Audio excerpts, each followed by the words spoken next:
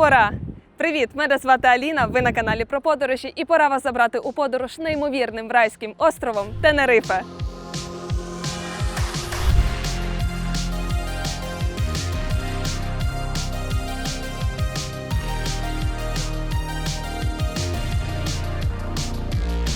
Під час цієї подорожі вас і нас чекає не просто стандартний відпочинок.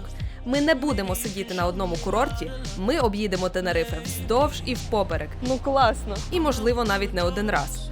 Покажемо не тільки туристичні місця, а й спробуємо відкрити острів глибше, таким, яким його бачать місцеві. Побуваємо в місті, яке називається місцевим Мачу-Пікчу. Побачимо чорні вулканічні пляжі, натуральні басейни прямо в океані. Знайдемо одні з найкращих видокових точок на острові. Заїдемо на виноробню, заглянемо на місцеві ринки і куди ж без платанових плантацій. Не питайте, чому платанових, далі все поясню. Станемо в кальдері вулкану, знайдемо легендарне драконове дерево, перевіримо, що тут по локальній кухні. Тобі туристи, ми тут сидимо і... І навіть заїдемо в один з найкращих аквапарків у світі. Коротше кажучи, буде дуже цікаво, тому поїхали!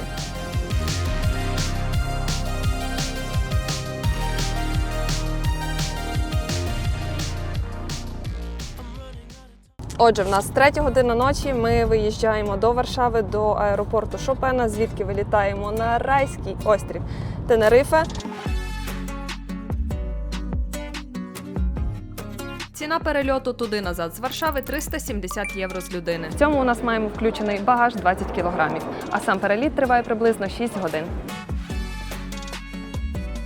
А поки ми добираємося, трішки веду вас в курс справи, що це за острів та де він знаходиться. Для тих, хто не знає, а для тих, хто знає, щоб закріпити знання. Тому не перемикайтесь, лайк та підписочка.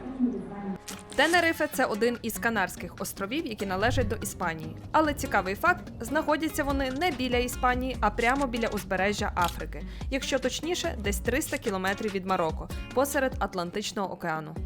І Тенерифе – це найбільший із 7 Канарських островів. Його площа становить 2000 квадратних кілометрів. І якщо порівняти це з Україною, це приблизно як чверть Чернівецької області. А ще на Тенерифе знаходиться найвища точка Іспанії – вулкан Тейде, а про нього ми ще з вами поговоримо. Пройдемося по пунктах. І перший, чому всі люблять Тенерифе влітку, навесні, осінню чи взимку. І все дуже просто, тому що це універсальний острів, який реально підходить для кожного. Тут є і пляжі, є і океан, є гори, на півночі холодно, на півдні тепленько, тому справді ви тут знайдете все, що треба, і також розваги. Друге питання – коли Тенерифе стало так популярним островом? Якщо коротко, масовий туризм почав розвиватись у 60-70-х роках ХХ століття. Саме тоді тут почали активно будувати курорти, готелі і розвивати інфраструктуру. Але сам острів значно старіший, він має вулканічне походження і формувався мільйони років.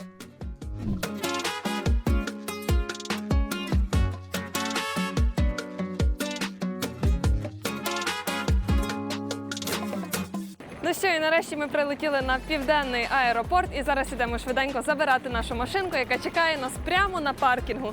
А до теми авто, де його орендувати та за скільки, ми ще повернемося далі у відео.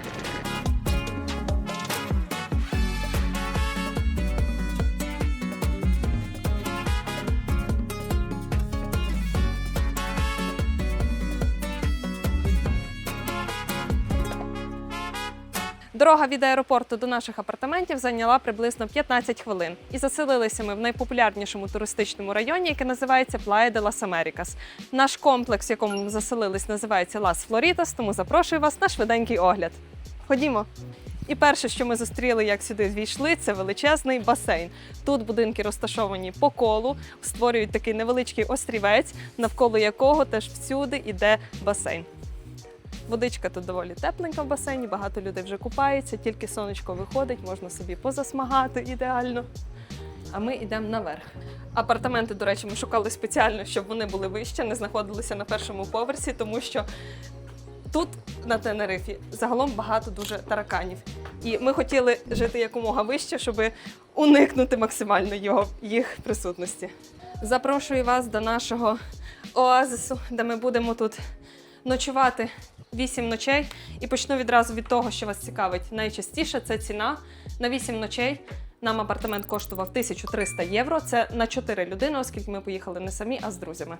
В апартаменті в нас є величезний зал з великим диваном, плазмою, столиком для всіх, кухнею, яка забезпечена у все, що потрібно. У нас тут є і духовка, посудомийна машина, в кухні є всі різні тарілочки.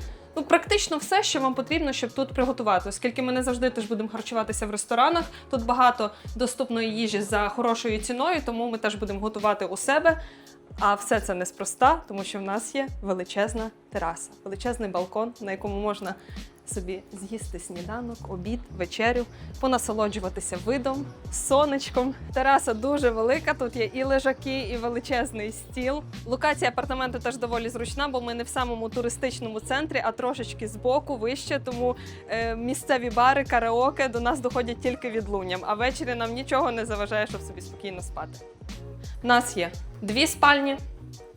Ось спальня номер 1 з 2-спальним ліжком. Теж має балкончик свій. І найважливіше, в нас є пральна машина. Оскільки ми на 8 ночей, то треба буде по-любому свої речі попрати. Вид тут теж маємо на наш комплекс. І прошу. Друга спальня теж має вихід на великий балкон. Так само величезна шафа, ліжко. Що ще треба? Стиль мінімалістичний, іспанський. Стіни такі трошечки нагадують, як в нас колись білили вдома в хатах. Ну і ванна. Ванна кімната.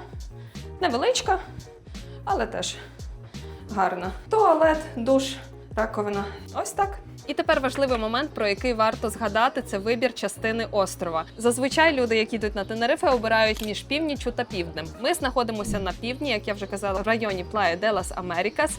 І чому ми обрали південь? Все дуже просто, тому що на півдні зазвичай більше сонця, набагато тепліше, а північ славиться тим, що там дуже часто може бути хмарно, теж на кілька градусів холодніше, а з півдня нам теж доволі близько до всіх туристичних локалізацій, сюди легко добратися на кожну частину острова, і якщо нам буде занадто жарко, ми завжди можемо вибрати північ і поїхати туди авто. Ну і тепер, чому ж саме район Плая де лас Америкас, а не якесь інше місто на півдні острова? Найголовнішою причиною є те, що тут є все. Починаючи від барів, ресторанів, магазинчиків. Тут легко знайти готель, апартаменти. Є дуже багато місць, де можна знайти екскурсію на будь-який смак, на будь-який кошт, знайти авто та орендувати скутер. По вайбу містечко нагадує щось між Лос-Анджелесом і Лас-Вегасом, тільки в меншій його версії. Перше, про що більшість думає, коли їде на острови, це пляжі. І повірте, на Тенерифе з цим точно у вас не буде проблем. Район Плая де лас Америкас та Лос Крістіанос практично зливаються в одну велику курортну зону. Тут дуже довга набережна, яка приблизно сягає 4-5 кілометрів, якою можна гуляти годинами. Більшість пляжів на Тенерифе із чорним вулканічним піском. Але в туристичних зонах часто завозили світлий, зокрема із Сахари. Подивіться, бачите, він помішаний трошки із темним і світленький пісочок. Але пляж, який має повністю пісок із Сахари, ми ще вам покажемо далі у відео. Ну і що, час спробувати водичку. Ми на одному із пляжів біля Лос Крістіанос. Я тут маю асистентів. Thank you, perfect. Вода свіжесенька. Вода спочатку дуже прохолодна, але якщо ви довго полежали на сонечку, я думаю, що вам сподобається сюди зайти. Я трошечки змерзлюк, але я думаю, що швидко звикну. Ну, в принципі, беручи до уваги те, що зараз 1 травня, то вода доволі тепла.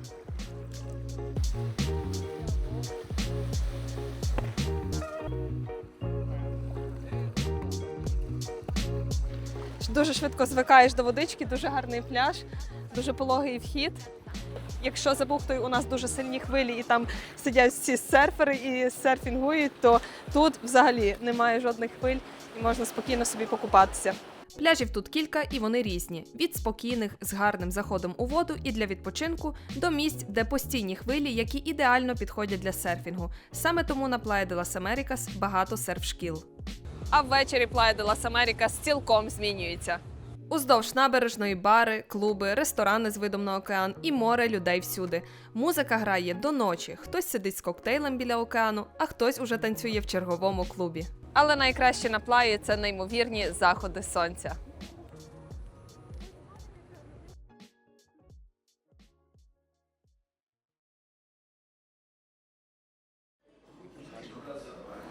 Після шумного Лас Америкас пора трішечки відпочити та поїхати в спокійніше місце. І наш ранок ми починаємо вже далеко від Плея де Лас Америкас, в місцевій кав'ярні і п'ємо традиційну каву, яка називається Баракіто. Особливість цієї кави така, що вона робиться шарами. Тут на дні ви бачите згущене молоко, тут алкоголь, лікер 43 називається цей лікер, він зроблений із 43 інгредієнтів. Далі ми маємо молочко, каву і пінку. На горі вони додають теж корицю і зверху ще цедру лимону або, наприклад, лайму. Щоб її пити, треба її розмішати. Спочатку можна понюхати, як вона ароматно пахне. Мішаємо, щоб все змішалося. У нас вона буде дуже солодка, дуже бадьорить зранку. До речі, якщо ви, наприклад, за кермом, ви можете цю каву замовити без лікеру. Є баракіто кон лікер, що значить з лікером, а є баракіто сін лікер, що значить без лікеру. А до кавусі ми взяли собі десерт, називається тарта де Сантьяго, посипана зверху мигдалем. Зараз спробуємо, як вона смакує. І сама тарта мигдальна, дуже збита, файненька. Але кавка варто того, щоб її спробувати. І візьміть на замітку, що таку каву ви знайдете практично у кожному закладі на острові. Вона є всюди. Це база. Після солодкої перерви рушаємо далі. Щоб доїхати далі і показати більш відлюдені місця, нам спочатку потрібно дістатися до селища Маска. А як це зробити? Звичайно, оренда авто. І ось наша автівка – це Opel Mokka гібрид в автоматі 145 кінських сил. Наше авто ми орендували у нашого знайомого Пьотрка, в якого вже 5-й рік поспіль знімаємо авто. Він має свій рентал, має зазвичай новесенькі, гарні машинки, тому він ніколи нас не підводив. Навіть коли в нас була пробита шина, він дуже швидко вирішив це питання. Ви вже його бачили на початку відео, тому давайте зараз задамо йому кілька важливих питань, які, думаю, цікавлять багатьох. Dzień dobry, mam na imię Piotr, mieszkam na Teneryfie blisko 14 lat i zajmuję się wynajmem samochodów na Teneryfie. Czy trzeba się bać wynajmować auto na Teneryfie? Bo wszyscy mówią, że jazda z serpantynami jest bardzo trudna. Na Teneryfie mamy bardzo dużo miejsc górzystych, oczywiście nie są to tereny płaskie, jak to często u nas w Polsce czy w innych krajach Europy. Natomiast prowadzenie samochodu są cięższe tereny, faktycznie wymagane są troszeczkę umiejętności w tych miejscach, tak jak Maska, czy chociażby tereny górzyste Teide. Natomiast nie obawiałbym się tak bardzo. Wystarczą podstawowe umiejętności kierowcy. Jaki jest najczęstszy błąd popełniany przez turystów przy użytkowaniu auta?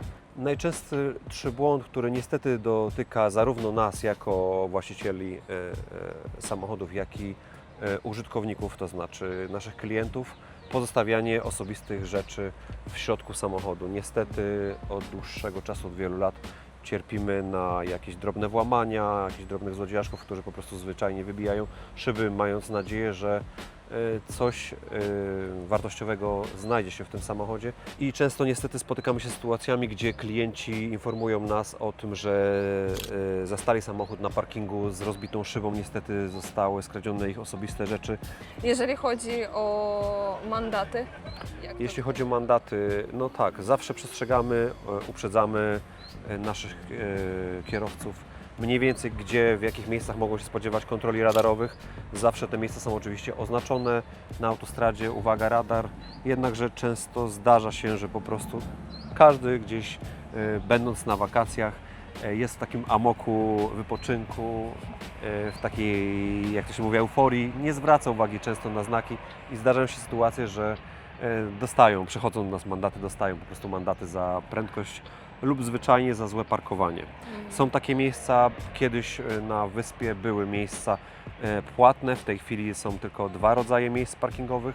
Jedne to białe linie, które są oczywiście w 100% bezpłatne. Są żółte linie, które są oczywiście miejscem wyznaczonym dla samochody dostawcze, większe do rozładunku towarów, do restauracji, hoteli, etc. Dlatego zawsze naszym klientom zwracamy uwagę na to, żeby jednak parkowali na tych białych liniach, by uniknąć właśnie ewentualnego odholowania samochodu lub otrzymania mandatu za szybę za złe parkowanie. Jaka jest najpopularniejsza trasa na Teneryfie?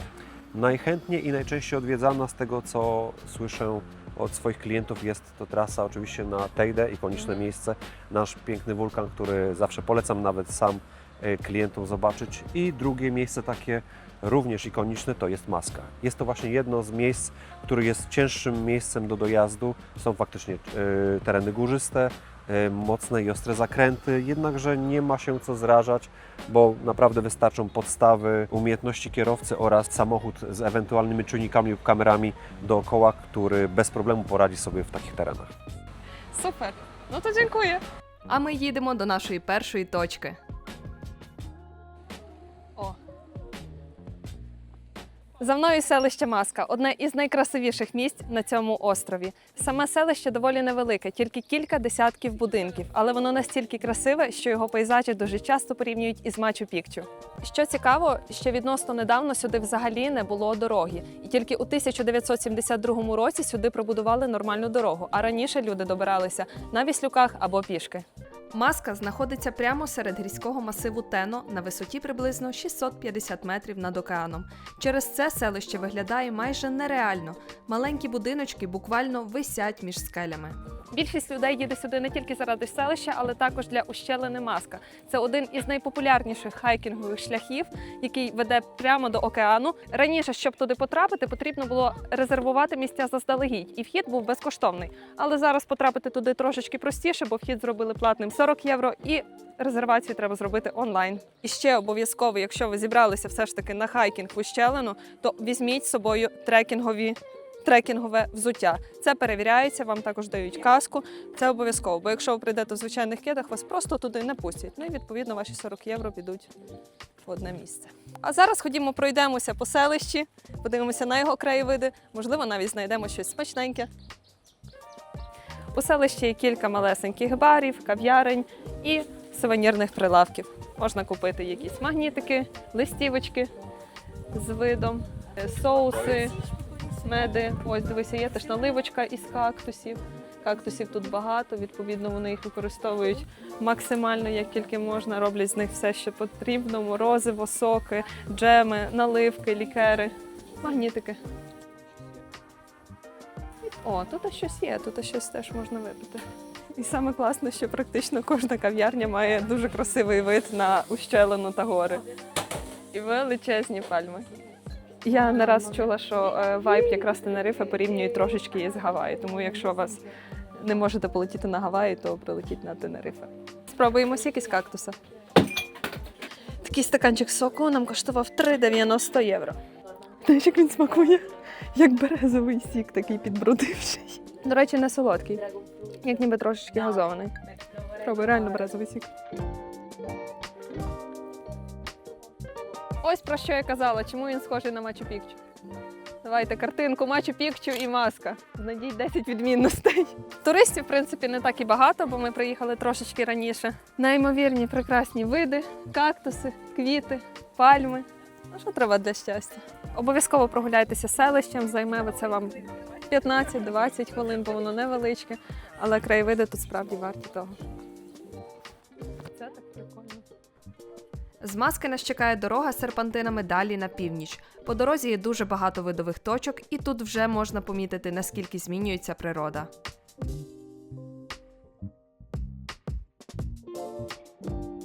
Друзі, а так виглядає Маска і вид з видових точок, коли тут немає хмар. Видно ідеально просто все. Дорогу, дивіться, які серпантини, якими ми їхали.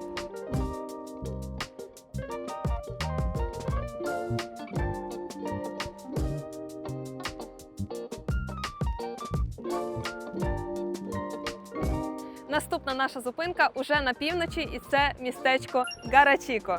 І саме тут можна побачити теж натуральні басейни, але саме цікаво, як вони утворилися. У Гарачіко у 1706 році із-за виверження вулкану ціле місто було знищено лавою. І саме лава, як стікала, застигла тут і утворила такі природні натуральні басейни. Сьогодні тут можна в них також купатися. На жаль, на даний момент вони зачинені із-за великих хвиль та штормового попередження. Тому будьте уважні, не входьте сюди, коли тут шторм, бо можете, по-перше, отримати штраф, а по-друге, це дуже небезпечно.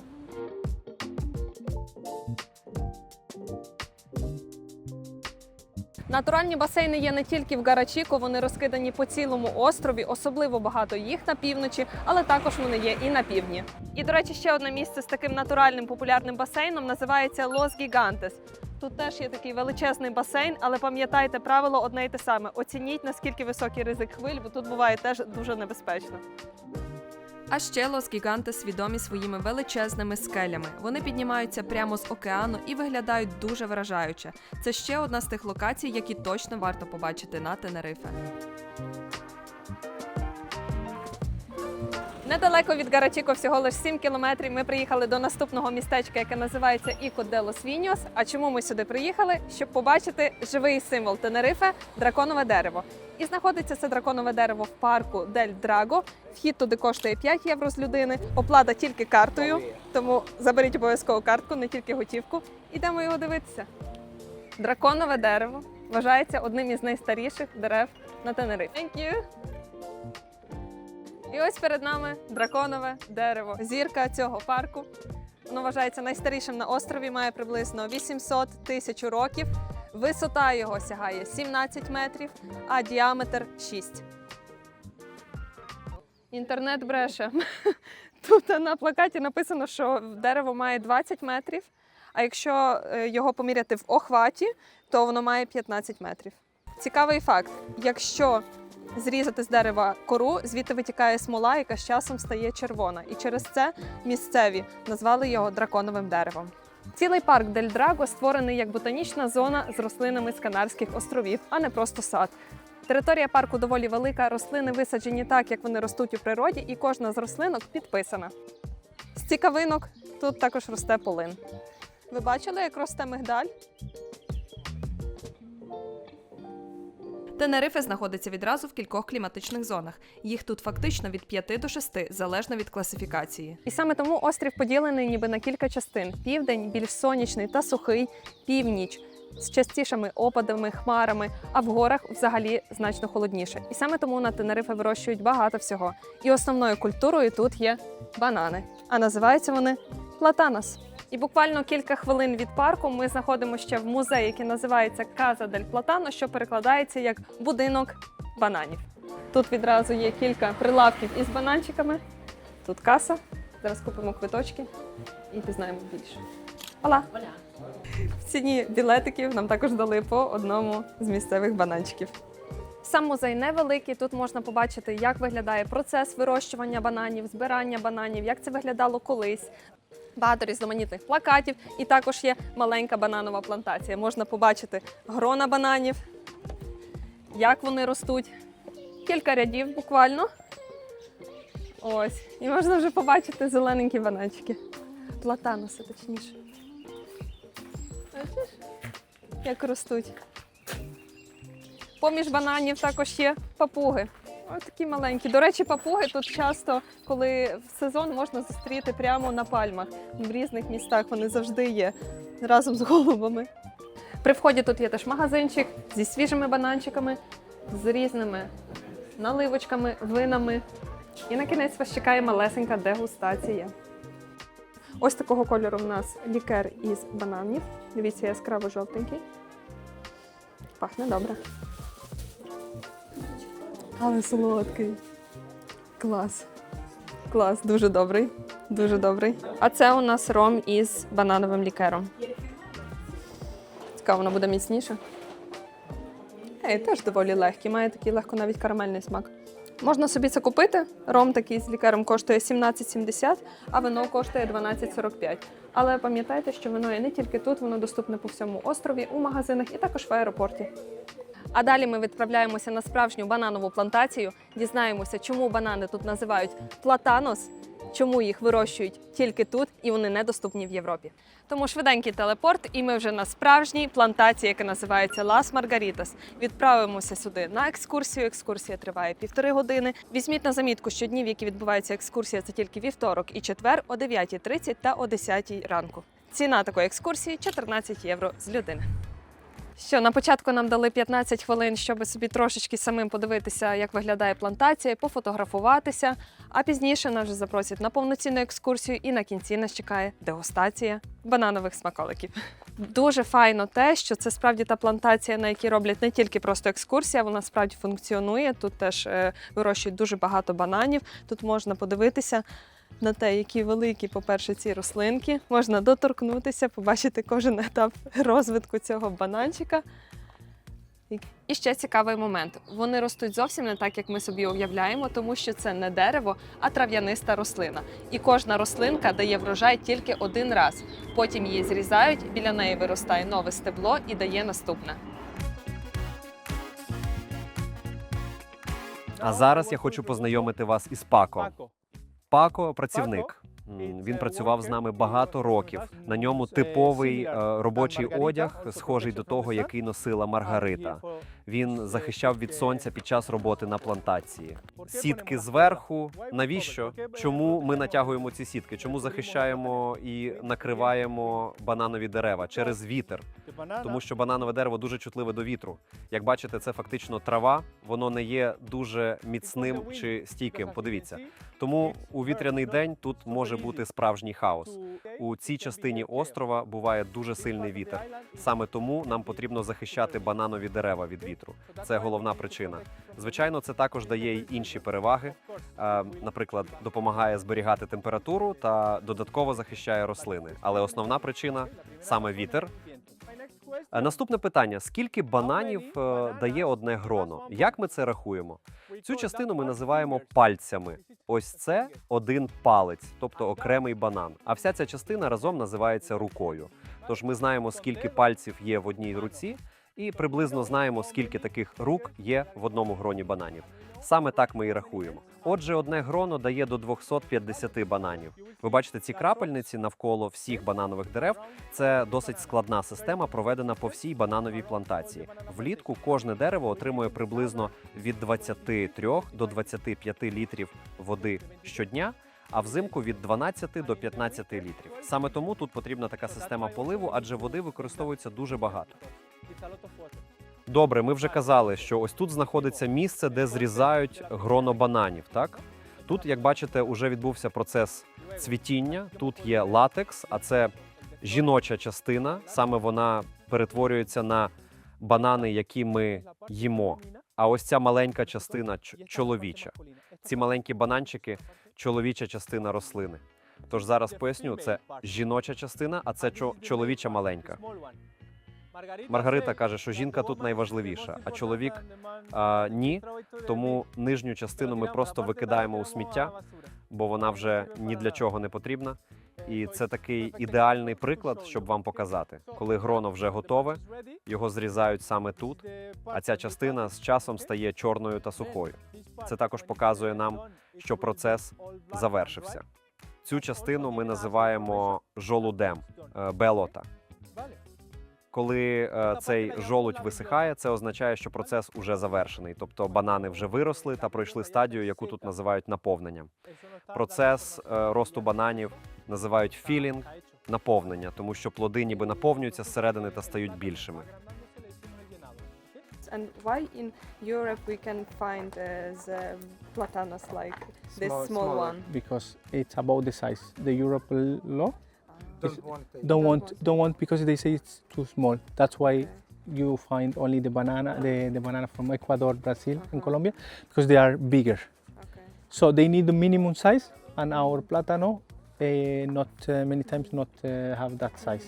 Ну і, звісно, найприємніше – це дегустація в кінці екскурсії. Тут можна спробувати різні штуки з бананів, наприклад, лікери, вино, варення, сушені банани, і зрозуміти, наскільки важливим платанос є для самих Канарських островів.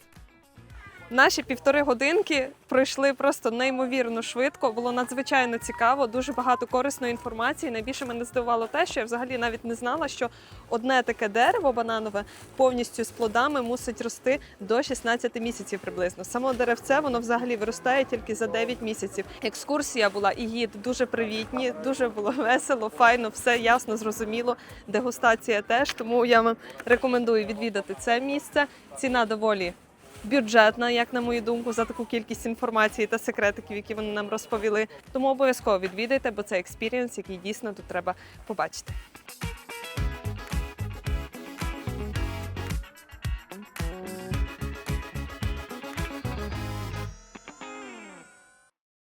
І після довгої їзди пора трошечки відпочити, і зробимо ми це в одній з найпопулярніших розваг на острові Тенеріфе. І це аквапарк Siam Park. Siam Park визнаний найкращим аквапарком в Європі та одним із найкращих у світі. Він вже понад 10 років збирає нагороди TripAdvisor Travel Choice. Ідемо тепер купувати білетки.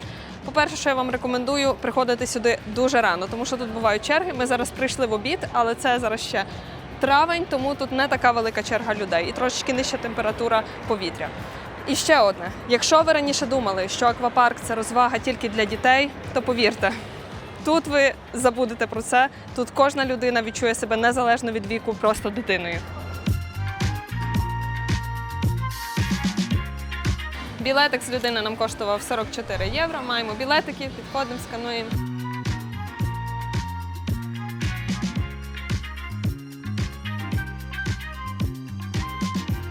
Парк дуже великий, він займає площу приблизно 18 гектарів.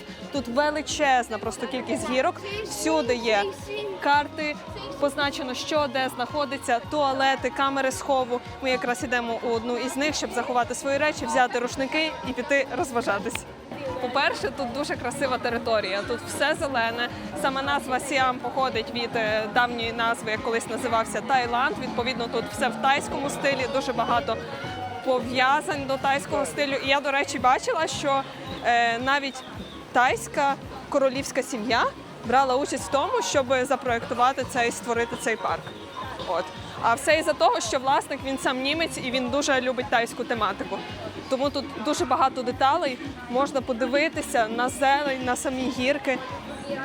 Прекрасна інфраструктура, є теж і ресторанчики, є теж бари, є теж більш преміум опції, де ви можете собі зняти цілу таку палатку, шалаш, де ви можете собі зняти бунгало, наприклад, для 4 людей, там із напоями буде включено все, рушнички вам дадуть, але це теж коштує, здається, скільки? 600 євро?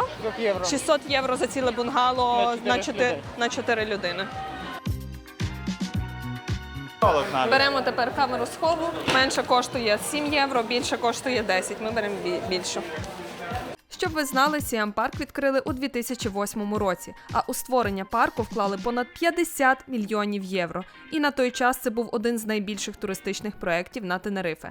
І що цікаво, самі назви атракціонів тут пов'язані з азійською культурою та міфологією. Наприклад, Сіня – це міфічний лев, символ сили і захисту в азійській культурі. А драгон – відсилка до драконів, які в Азії вважаються символом сили, удачі та енергії. Отримуєте ключик, отримуєте номерок. У нас є 330, відкриваєте, кладете свої речі і потім цей ключик собі як браслетик. Закріплюєте і він вас ніде не згубить. Тут є величезний пляж зі штучною хвилею. Дивіться, величезна кількість лежаків, там відразу ресторанна зона, тут зазвичай найбільше людей. І всі лежаки на території безкоштовні. Можете сюди прийти з маленькими дітьми, для них тут є теж окремий атракціон, ось такі невеличкі гірки, лежаки теж для батьків. Тому не переживайте, тут є теж рятувальники. Вони слідкують за всім, за порядком, за вашими дітьми, за вами. Зараз йдемо на мою улюблену. Там якраз можна по 4 людей залазити. Бачите, що там буде відбуватися.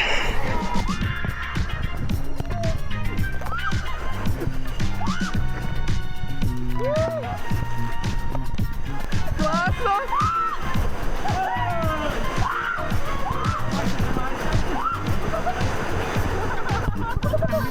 Просто клас! Було темно, нічого не видно, я кричала, як мала.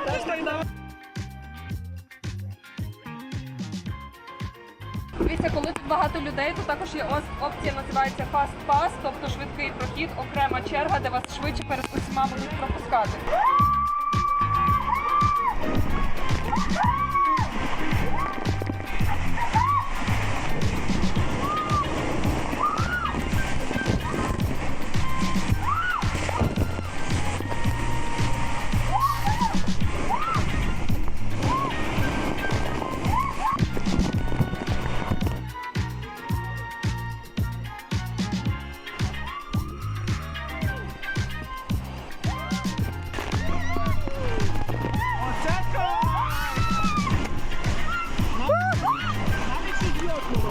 Гірка номер 7. на саме найвище знаходиться, мають дуже файну оглядову точку на Плаю Лас Америкас, на Лос Кристіанос, на весь комплекс. І на мою думку, вона одна із кращих. Вона теж відносно нова, бо її недавно тільки відчинили. Загалом так, були гірки, в яких дуже тепла вода. Ота найвища гірка, в них була найхолодніша вода, але вода нормальна. Тут вона підігрівається, дуже швидко звикаєш, навіть коли немає хмар. Зараз вийшло сонечко.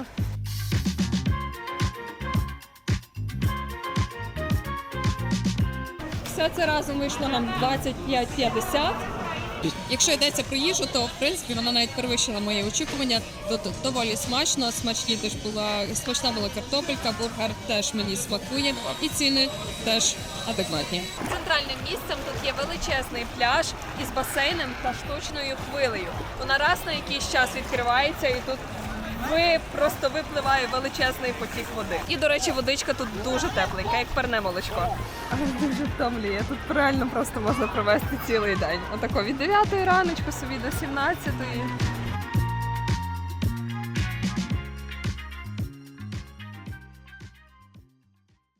Наступний день ми починаємо з дуже мальовничого місця, яке називається пляж Амарілла. І особливість цього пляжу – це жовті скелі, які знаходяться зі мною. Але саме цікаво, як вони утворилися.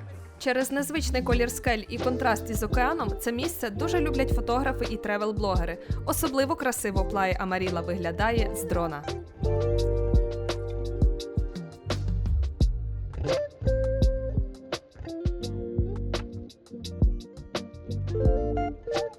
Дивись, який пористий камінчик. Тут багато таких сувенірів, різних браслетів з такими камінчиками, і вони теж такі пористі. Класні. Дуже файні. Як ніби таких губок чорних накидали на узбережжі. Отож, як утворилися тут такі гарні скельні утворення? Все із-за того, що тут осідав попіл від лави, пісок, трошечки інших порід. Вони всі спресовувалися і складалися шарами. І океан, вітер зробили вже своє і вимили такі рельєфні скелі. А чому воно має жовтий колір? Все із-за того, що порода окислювалася. І тепер маємо такий красивий пляж. Він ідеальний буде на фотографії, якщо ви тут хочете навіть позасмагати, як бачите, тут на таких цих терасах багато людей засмагає. А також це ідеальна точка для дайверів, бо тут дуже прозоренька водичка.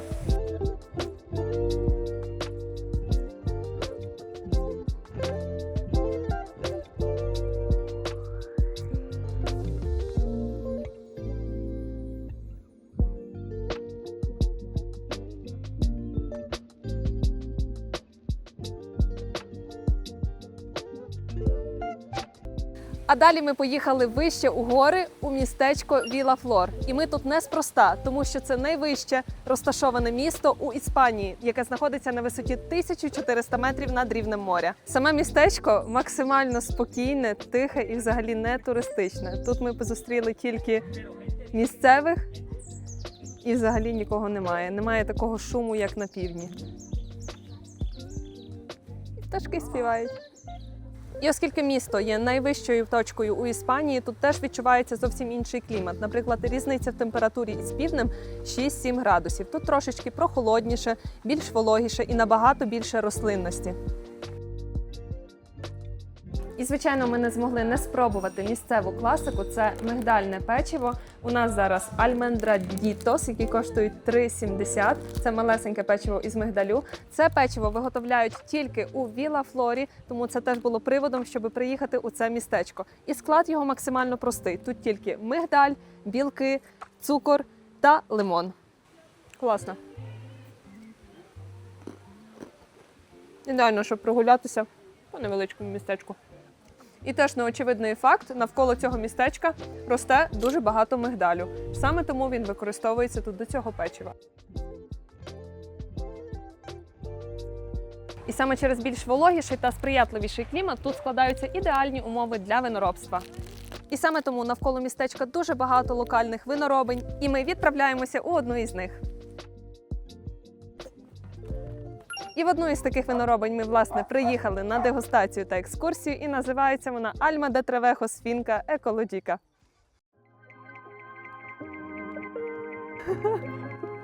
Він чекав, поки ми зайдемо.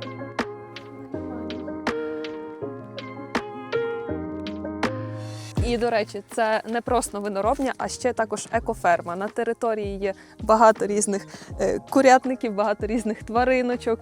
Є величезний простір, де можна походити собі, подивитися, почекаючи, поки вам приготують вино на дегустацію. Ця виноробня існує з 1950 року, а зараз територія її займає приблизно 200 тисяч квадратних метрів. За рахунок висоти, вулканічного ґрунту та клімату виноград тут росте зовсім інакше, і вино виходить дуже легке, свіже та часто з мінеральним смаком. І саме цим канарські вина відрізняються від загалом іспанських, тому що вони не такі тяжкі, а більш легкі та живі. І, до речі, цікавий факт для тих, хто дійсно доцінює хороше вино. У 19 столітті філоксера, маленький шкідник, спричинила одну з найбільших катастроф у виноробстві Європи, знищивши величезну кількість виноградників, особливо у Франції. Але Канарські острови це майже оминули. І саме тому тут досі ростуть дуже старі лози, деяким вже понад 100, а інколи навіть 200 років.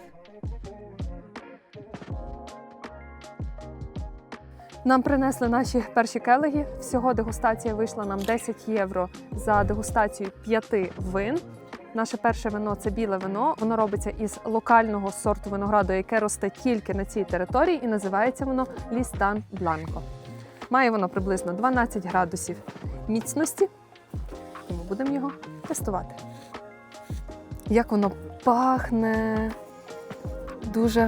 Дуже освіжаюче, прям дуже таке фруктиками. Щоб максимально насолодитися вином, ми також собі взяли закусочки. Це кілька різновидів сирів, салямі, і ця така тарілочка нам коштувала 20 євро. Ще також хліб і сальса з помідорів.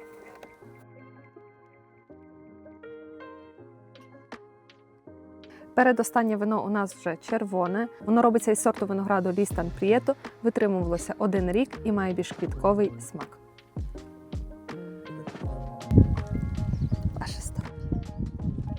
Підсумування. Заїжджайте у нетипові туристичні місця. Під Вілла Флором дуже багато виноробень. Заїдьте особливо в цю. Тут величезна територія, можна погуляти, подивитися не тільки, як росте виноград, але також на велику кількість тваринок, почухати, наприклад, песиків, насолодитися вином, сиром та загалом гірською атмосферою. Хоч і Тенерифе дуже туристичний острів, але ще є місця, які не звідані туристами, тому шукайте, не бійтеся, відкривайте щось нове.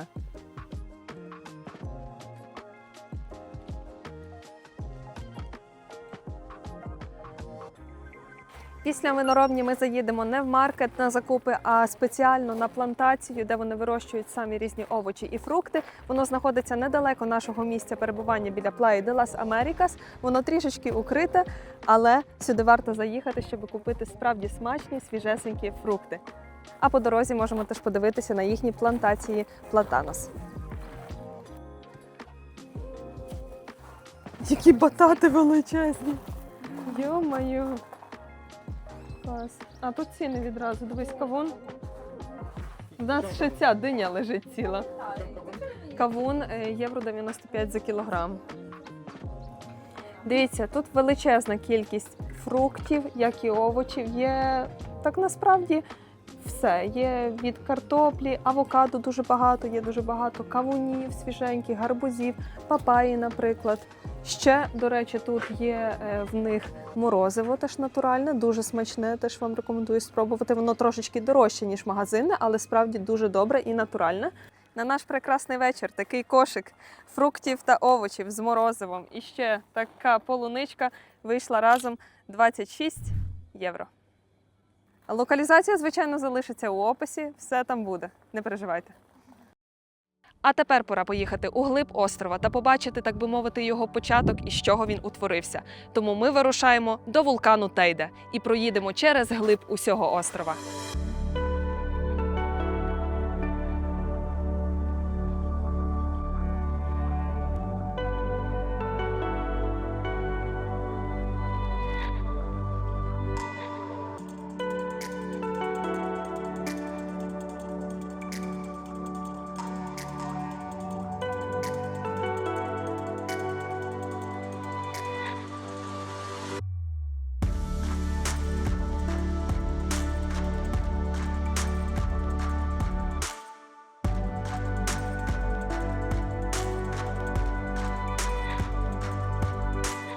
І вже їдучи до Тейде, ми можемо побачити, наскільки сильно змінюється клімат та загалом температура. Якщо знизу в нас ще було 25-26 градусів, то тут вже приблизно 14 і буде ще холодніше. Також змінюються краєвиди, більше вулканічних порід, більше камінчиків, більше сосен канарійських, зелені краєвиди і чорний ландшафт. Пам'ятайте, так як казав теж Пьотр, в якому ми орендуємо авто, тут є теж багато знаків, щоб не залишати жодних речей в машині, тому що тут багато злодіїв. І тут важливо зупинитися і показати, що ми бачимо перед собою. Це просто скарб. Це величезна кальдера. Що таке кальдера? Якщо коротко, кальдера – це така велика вулканічна западина, яка утворилася після потужного виверження, коли вулкан поступово обвалюється. І перед нами є такий величезний простір зараз. І, до речі, тут знаходиться кальдера Лас Канадас. Вона одна з найбільших у світі і, між іншим, друга за величиною після Єллоустоун. Ну, Єллоустоун ще ми не були, але хто знає. І найцікавіше, на цьому місці колись був великий вулкан, який вивергався і сформував цей острів. А сам Тейде та Піко-В'єхо, які знаходяться зараз за мною, це вже молодші вулкани, які виросли пізніше всередині цієї кальдери. Тобто, по факту, вже не Тейде створив Тенерифе, а він з'явився вже тільки після цього.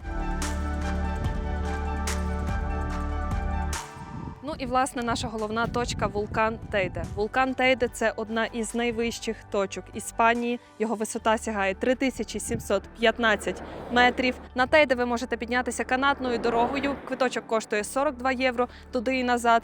Канатна дорога піднімає вас на висоту приблизно 3500 метрів. І звідти теж буде видно саму його верхівку. І, до речі, один з цікавих моментів – на Тейде теж буває сніг, оскільки на висоті понад 3000 метрів тут теж може бути мінусова температура. Найчастіше тут сніг буває особливо взимку та навесні. І навіть в кінці березня цього року тут випало настільки багато снігу, що сюди перекрили дорогу.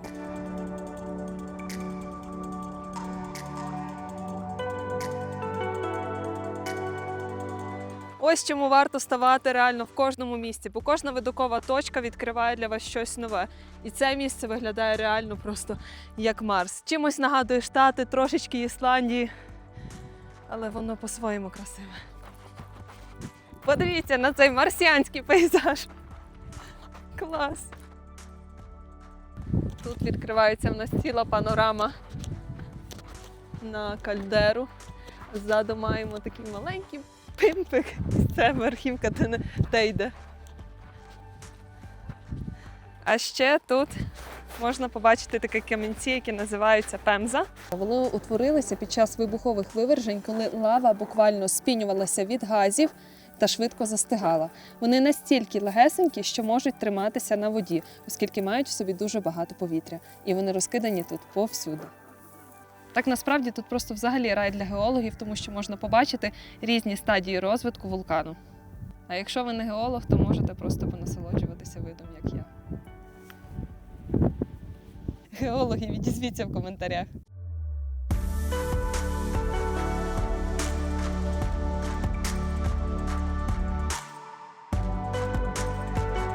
Зараз ми знаходимося на висоті 2240 метрів і позаду мене знаходиться обсерваторія Тейде. І ця обсерваторія – це одна з найважливіших обсерваторій у світі, де досліджують космос, сонячну систему та атмосферу Землі. І взагалі Тенерифе входить у топ місць для астрономічних спостережень разом із Чилі та Гаваями. А по дорозі до обсерваторії обов'язково ставайте на всіх видокових точках, тому що у нас відкривається неймовірний вид і ви опиняєтеся прямо над хмарами. З одної сторони ми маємо Тейде, а тут все покрито хмарами, ніби це така біла велика подушка. Клас. А ще тут дуже тихо. Взагалі немає жодного відлуння. Файно, що просто, знаєш, дорога провадить так, що ти просто проїжджаєш весь центр острова, їдеш до Тейде, їдеш з одної сторони обсерваторії в другу, об'їжджаєш, рахуй, майже Тейде. На 180 градусів точно, тому з кожної сторони можна роздивитися, побачити, як змінюється взагалі весь ландшафт, як змінюється краєвид, температура.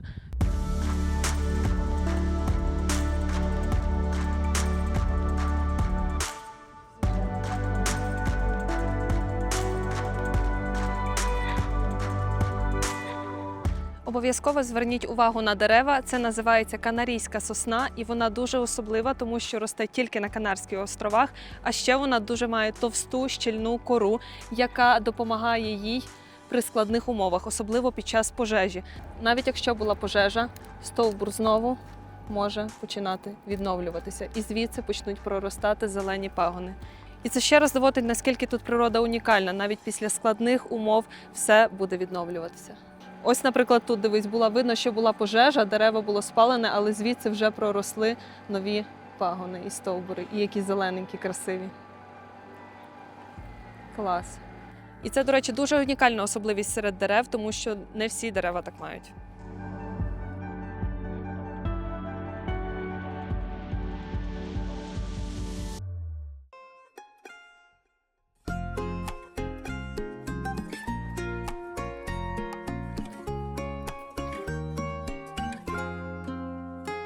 Після того, як ми вже проїхали цілу кальдеру і весь національний парк Тейкде, ми доїхали до півночі.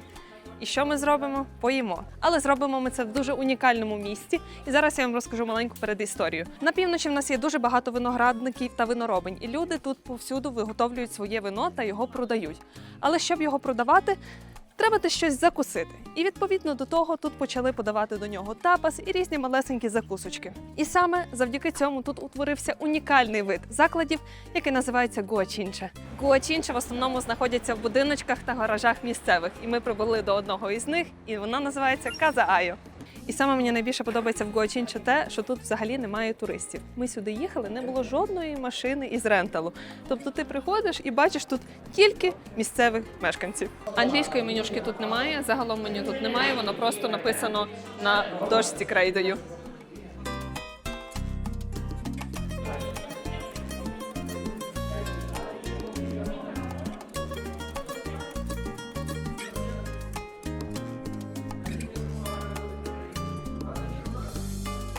Почнемо від домашнього вина, яке вони роблять самі. Виноробні мають недалеко цього закладу свого, Гуачінче. Тому це перше, що тут треба спробувати. До речі, всі місцеві навколо теж п'ють тільки вино. О, напівсухе червоне. Хороше вино.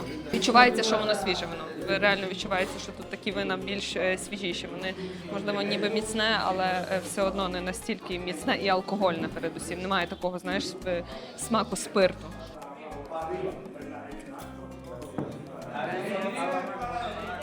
На початок до нас прийшов сир, називається це кесо асадо, це козячий сир. Він тут подається, він згрильований, подається із соусами мохо-рохо. Мохо-верде. Мохо-рохо соус червоний, мохо-верде зелений. Його тут теж дуже часто подають до картопелькою їхній папас арокадос. І останній з джемом якимсь порічки. Зараз відразу попробуємо, чи то якась порічка, чи що це в нас. Ягоди, певно.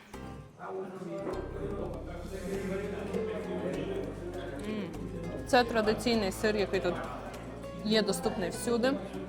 Роблять його теж з козячого молока на острові. Соуси до них теж традиційні, зелений. Він більше зазвичай часниковий, робиться з коріандром, а червоненький більше гостренький, робиться з перчинкою та їхніми місцевими приправами. Дуже гарний виразний смак. Фішка Гуачінче в тому, що тут реально смачніше, ніж в всіх інших туристичних місцях, і до того ж значно дешевше, тому що ви тут не знайдете жодного туриста. І готують тут, звичайно, по-домашньому. Я тут мушу розмовляти трошки голосніше, тому що тут настільки шумно від розмови цих всіх місцевих, що мене тут практично не чути. Навіть музики не потрібно. Наступна страва називається чурос де пескадо, що означає смажена риба у клярі, подана теж з картопелькою фрі, соусом і лимончиком. До речі, тут під кінець дня дуже багато страв теж немає, дуже обмежене меню, залежить від того, що в них доступно із продуктів. Розріжемо рибку. О, як вона хрумтить. Дивіться, яка соковитий кусочок рибки всередині. Дуже гарна паніровка. Нагадує чимось fish and chips з вигляду. Соус. Гаряча. Свіжесенька. Соус чесниковий. Із травами. Теж дуже смачний. Чесно, я відчуваю, ніби, знаєш, ми якісь такі тупі туристи, ми тут сидимо і просто захоплюємося кожною стравою. в порівнянні до всіх масових місць дуже смачно. Наступна страва, яку ми тут спробуємо, називається соломіо. Це відбивна зі свинячої вирізки у соусі із печериць і картопелькою. Зараз ми подивимося, як воно ріжеться, чи воно в нас делікатненьке, бо має бути дуже м'якеньке, файне. Ой, дуже гарно розрізається. Зараз спробую. Дуже ніжне м'ясо. Геть як відбивна, тільки в такому ніжному соусі. Супер. Подивіться на порцію, вона величезна. Місце реально варто того, щоб їхати сюди через усе те йде. А на десерт у нас кесіо. Це один із найвідоміших десертів Канарських островів. Схожий доволі на флан, має дуже пористу структуру. Робиться з яєць, молока та цукру. Пробуємо. Він политий, походу, якоюсь карамеллю. Ого. Має дуже цікавий смак. Щось схоже на наше молозиво, якщо хтось їв.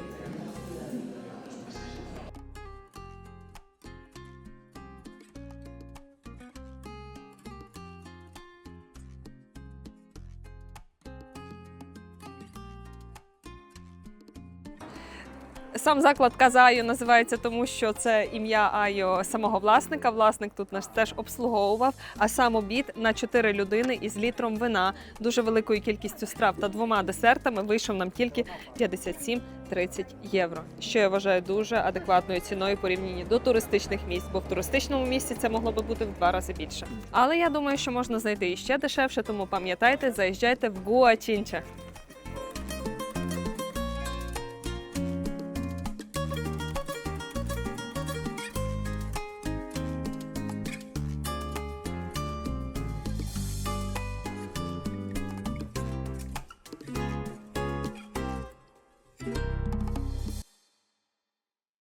Пора відправлятися до столиці острова Санта-Крус-де-Тенеріфе.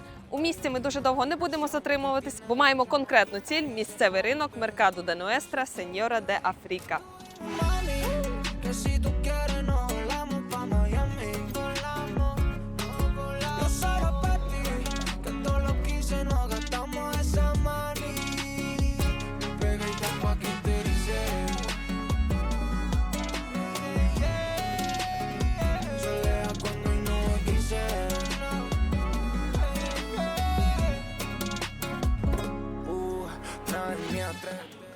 Тут продають буквально все – фрукти, овочі, сири, спеції, м'ясо, квіти, електроніку.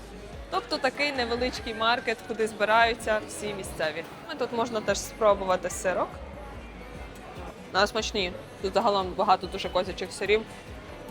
Дуже добрий. Дивися, скільки виберу. Далі пробуємо емпанадас. Виглядає як такий вареничок. Кукурудзяні муці.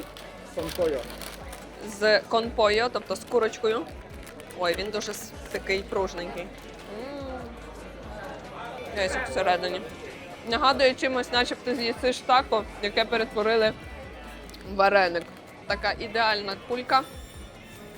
Має солодкуватий смак. Тісто змішане із сиром. Я думала, що тут всередині буде сир, він буде так тягнутися, така сирна кулька. Але це більше навіть схоже на солодку випічку. Але найцікавіше – це рибний ринок внизу. Тут усе максимально свіже, рибу привозять щодня, тут її можна не тільки купити, але також і з'їсти. На жаль, зараз ресторанчики ці закриті, але можливо вам вдасться попасти в якісь інші дні. Не пройшло і півроку, ми дочекалися 12-ї години, саме тоді відкрилися усі ресторани. Я тут трошечки кричу, вибачайте, але тут настільки багато людей, що навіть себе не чуєш, коли розмовляєш. І ми нарешті прийшли за довгоочікуваною їжею, і тут ми спробуємо свіжесеньке севіче з тунця. Для тих, хто не знав, севіче – це свіже м'ясо риби, мариноване в соку з лайму з цибулькою та спеціями. До того маємо такі малесенькі креветочки, подивіться, і келих вина. У нас вино біле, солоденьке, місцеве, тут все локально, морепродукти, вино. Пробуємо. Дуже солодке, дуже файне, дуже легке, смачне. Місце було знайти тяжко, але нам все ж таки вдалося знайти тут біля бару. Можемо спостерігати, як за нами куховарять. як інші люди спілкуються. Ну, атмосфера тут взагалі не порівняти. Рано було ще тихесенько, а зараз просто клас. І дуже-дуже багато місцевих. Ну і що, пробуємо. Креветочки ми їмо, відриваючи голову. Хоп. О. Як сімечки. Креветки голодні, посипані сількою. Дуже смачні. Севіче з тунця. Дуже великі куски риби. Я ніколи не пробувала севіче, це мій перший раз, тим більше мені стрьомно, бо це сира риба. Відео ми знімаємо на нашій 5-й поїздці на Тенерифе. І 5 разів, точніше 4 перед тим, ми пробували сюди потрапити і жодного разу не потрапили. І нарешті за 5-м разом спеціально для вас вдалося. Оце, до речі, щось гостреньке. Він сказав піканте. Я його трошки візьму. Дуже розпадається файно. Дуже легке, делікатне м'яско. Вау! Ну немає, знаєш, такого смаку дуже рибного. Має легесенький смак, далеко десь посмак риби. Сік з лимону або з лайма. Та ти що? Дуже добре. Рекомендую вам відвідати, попасти на такий ринок, бо справді варте того. Ціна севіче 14,50 євро. Креветочки я вам підпишу, бо ще не знаю, не отримали рахунок. Смачного!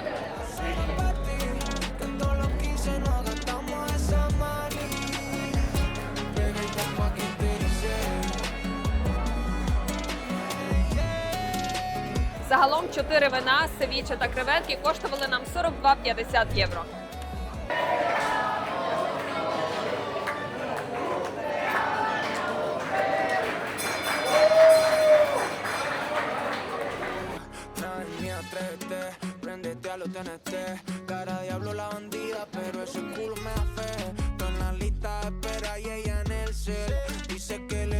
І ще кілька слів про саму столицю Санта-Крус-де-Тенеріфе. Місто стало столицею у 1833 році, і сьогодні це не тільки столиця острова, а одна із столиць усіх Канарських островів.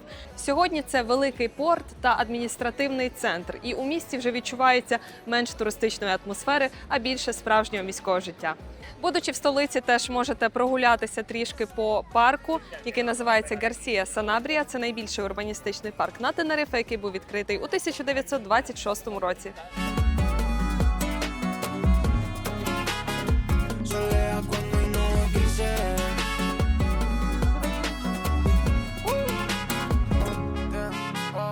У парку дуже багато тропічних рослин з усього світу та сучасних скульптур.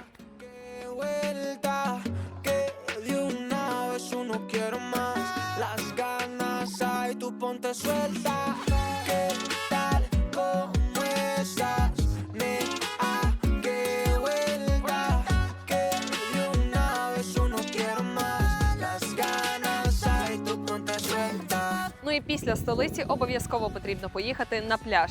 І цей пляж називається Лас Терасітас. Але цей пляж не простий, а золотий, тому що пісочок тут білесенький, золотесенький, привезений спеціально із Сахари. Щоб створити цей пляж, потрібно було провести понад 200 тисяч тонн піску. А ще він дуже спокійний, тут гарний захід у воду, величезна територія, є хвилерізи, які не пропускають величезних хвиль, є повністю інфраструктура, бари, кафешки, є переодягалки, туалети, величезний паркінг. Тому це ідеальне місце, щоб приїхати зі столиці і трошечки відпочити. Найбільше, що мені подобається на цьому пляжі, це, по-перше, колір води і те, що коли ви плаваєте, позаду вас є два неймовірних краєвида. Перший – це на містечко сусіднє Сан-Андрес, а друге – це на гори, на серпантини, які тут відкриваються просто перед вами. Ну і що, пора нарешті пробувати водичку. Я вам скажу, зараз дуже вітряно. Це трошечки перешкоджає, але я думаю, як зайдемо в воду, буде доволі тепленько. Бо людей тут багато купаються, навіть з дітками зараз. На дворі десь приблизно 23 градуси. Вода, я думаю, 20, може 21. Ой, дивись, який пісочок. Ну, тенерифські Мальдіви трошки, так насправді. Вода, краса, контрасти, як начебто картинка оброблена в фотошопі. Там зелено, гори, якісь Гаваї перед тобою, а тут голубесеньке, бірюзовеньке небо. Клас! Що, йдемо в воду?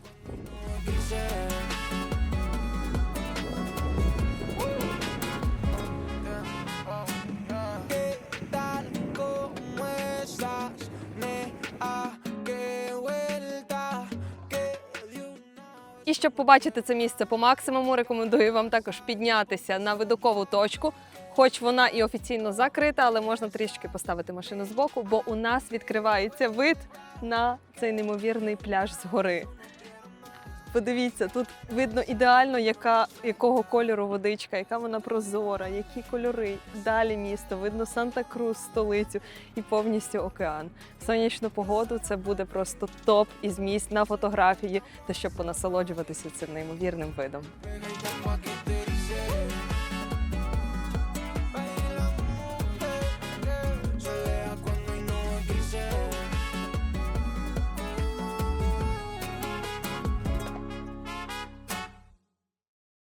Далі нас зустрів гірський масив Анага, один із найстаріших у острові. І наступне місце, яке ми вибрали, щоб побачити, це містечко Таганана, яке знаходиться за мною. Воно одне із найстаріших містечок на острові і має понад 500 років.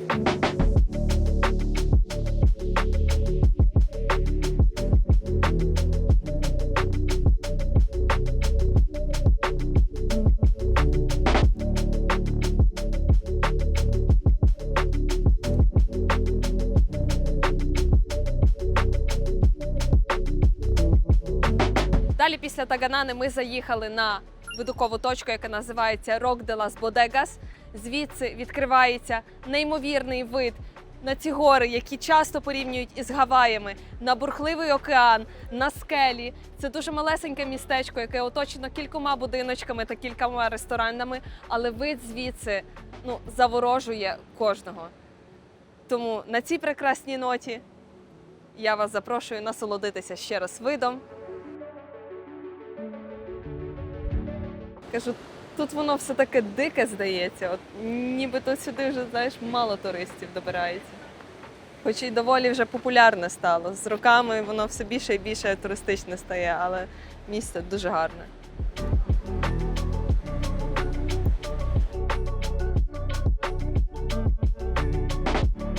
Наша одна із останніх точок називається пляж де Беніхо. Він позаду мене. Це один із найкрасивіших та найдикіших пляжів на острові. Сьогодні він, на жаль, закритий. Він дуже часто закритий, особливо із-за сильних хвиль, тому будьте обережними тут, якщо збираєтеся купатися. Ідеальне місце те, щоб зробити собі гарні фотографії на фотосесію, наприклад. Красиві скелі, які виходять з моря. Чимось мені трошечки навіть нагадує вайб Ісландії, тільки тут набагато тепліше.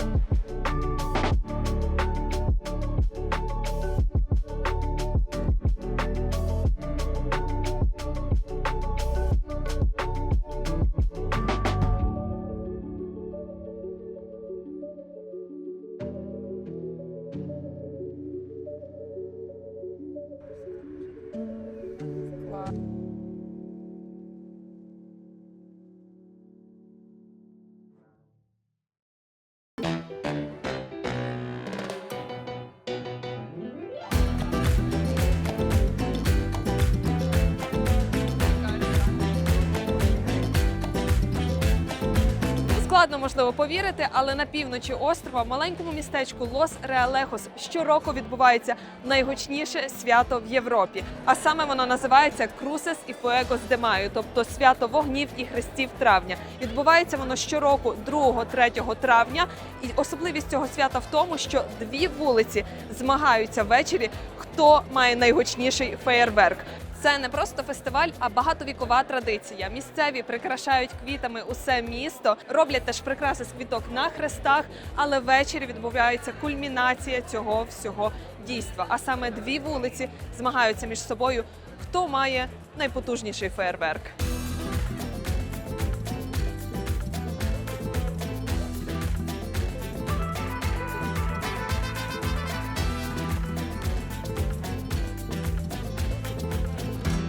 По атмосфері це чимось нагадує масові гуляння, якщо хтось із вас знає, що це таке.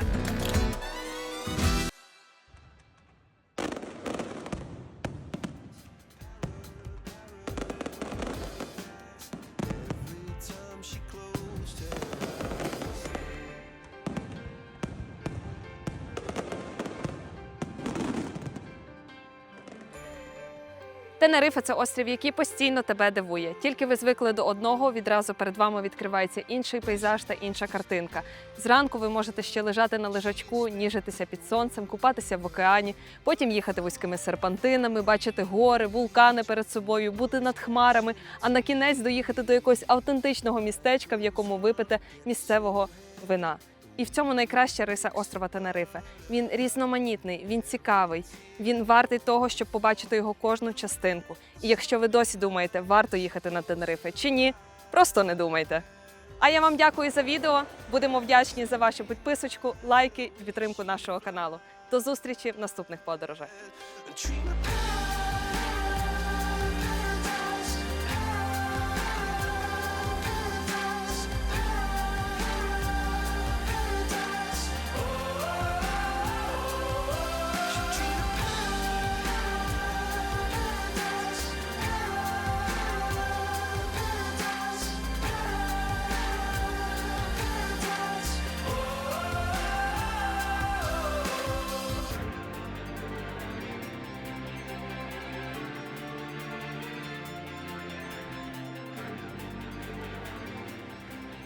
Клас.